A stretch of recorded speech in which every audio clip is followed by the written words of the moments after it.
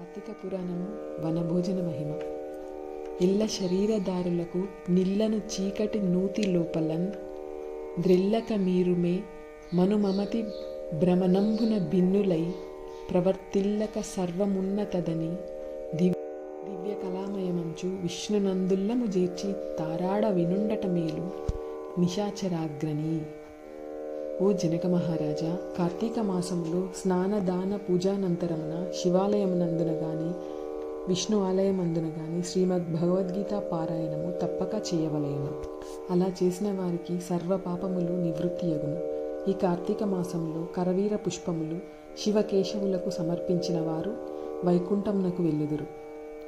భగవద్గీత కొంతవరకు పఠించిన వారికి విష్ణులోకం ప్రాప్తించును. కడకందలి శ్లోకములో ఒక్క పాదమైనను కంఠస్థమునరించిన ఎడల విష్ణు సాన్నిధ్యం పొందుదురు. కార్తీక మాసంలో పెద్ద ఉసిరికాయలతో నిండి ఉన్న ఉసిరి చెట్టు కింద సాలగ్రామంను యథోచితంగా పూజించి విష్ణుమూర్తిని ధ్యానించి ఉసిరి చెట్టు నీడను భుజించవలెను. బ్రాహ్మణులకు కూడా ఉసిరి చెట్టు కింద భోజనం పెట్టి దక్షిణ తాంబూలములతో సత్కరించి నమస్కరించవలెను. వీలును బట్టి ఉసిరి చెట్టు కింద పురాణ కాలక్షేపం చేయవలెను. ఈ విధంగా చేసిన బ్రాహ్మణ పుత్రునకు నీచ జన్మము పోయి నిజరూపము కలిగెను అని వశిష్ఠుల వారు చెప్పిరి.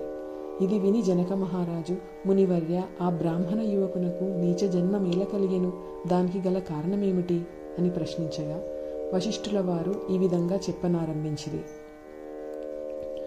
కిరాత మూషికములు మోక్షమునందుట. రాజా, కావేరీ తీరమందుక చిన్ని గ్రామమున దేవశర్మయను బ్రాహ్మణుడు కలడు. అతనికొక పుత్రుడు కలడు. వారి పేరు శివశర్మ.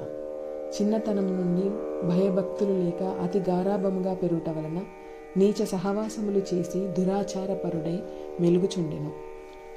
అతని దురాచారములను చూచి ఒకనాడతని తండ్రి కుమారుని పిలిచి, బిడ్డ, నీ దురాచారములకు అంతు లేకుండా ఉన్నది. నీ గురించి ప్రజలు పలు విధములుగా చెప్పుకొనుచున్నారు.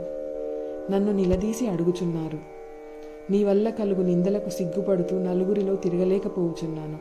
కావున నీవు కార్తీక మాసమున నదిలో స్నానము చేసి శివకేశవులను స్మరించి సాయంకాల సమయమున దేవాలయంలో దీపారాధన చేసిన ఎడల నీవు చేసిన పాపములు తొలగుటయే కాక నీకు మోక్షప్రాప్తి కూడా కలుగును. కావున నీవు అటుల చేయుము అని బోధించెను. అంతటా ఆ కుమారుడు, తండ్రి, స్నానము చేయుట వంటి మురిగిపోవుటకు మాత్రమే కాని వేరు కాదు. స్నానము చేసి పూజలు చేసినంత మాత్రాన భగవంతుడు కనిపించునా? దేవాలయంలో దీపములు వెలిగించిన లాభములేమిటి? వాటిని ఇంటిలోనే పెట్టుట మంచిది కదా అని వ్యతిరేకార్థములతో పెడసరంగా సమాధానమిచ్చెను.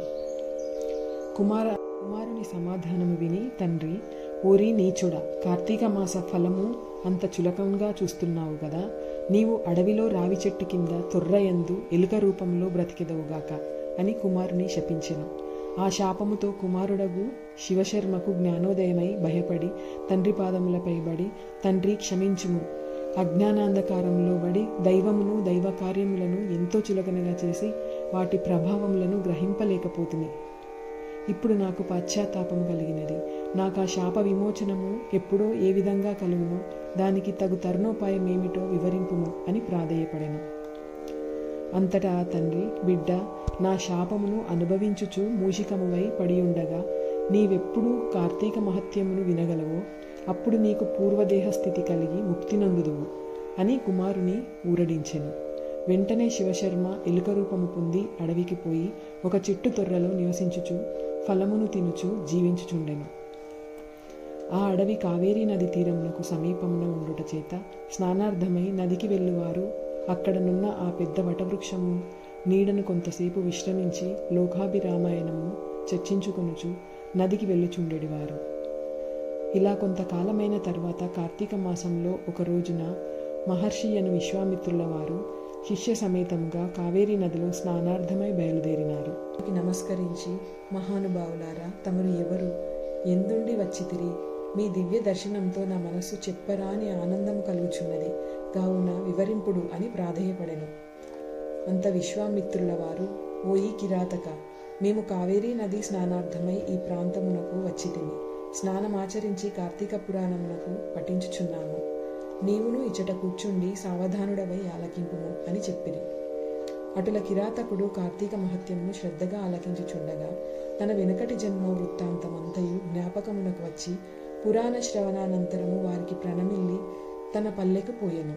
అటులనే ఆహారమునకై చెట్టు మొదట దాగి ఉన్న పురాణమంతయు వినుచుండిన ఆ ఎలుక కూడా తన వెనుకటి బ్రాహ్మణ రూపం నుండి మునివర్య ధన్యోస్మి, తమ దయ వల్ల నేను కూడా ఈ మూషిక రూపం నుండి విముక్తుడనైతిని అని తన వృత్తాంతమునంతయు చెప్పి వెడలిపోయెను. కనుక ఓ జనక, ఇహలోకములో సిరి సంపదలు, పరలోకమున మోక్షమును కోరువారు తప్పక ఈ కార్తీక పురాణమును చదివి ఇతరులకు వినిపించవలెను. ఇట్లు స్కాంద పురాణాంతర్గత వశిష్ఠ ప్రోక్త కార్తీక మహత్యమందలి 5వ అధ్యాయము 5వ రోజు పారాయణము సమాప్తం. మా ఛానల్లో చెప్పిన విషయాలు కనుక మీకు నచ్చినట్లయితే ఇలాంటి మరిన్ని మంచి మంచి వీడియోల కోసం తప్పకుండా మా ఛానల్ని లైక్ చేయండి, షేర్ చేయండి, సబ్స్క్రైబ్ చేయండి. మీకు కావాల్సిన మరిన్ని వీడియోల కోసం ఎలాంటి వీడియోలు కావాలో తప్పకుండా కామెంట్లో తెలియజేయండి. Thank you everyone.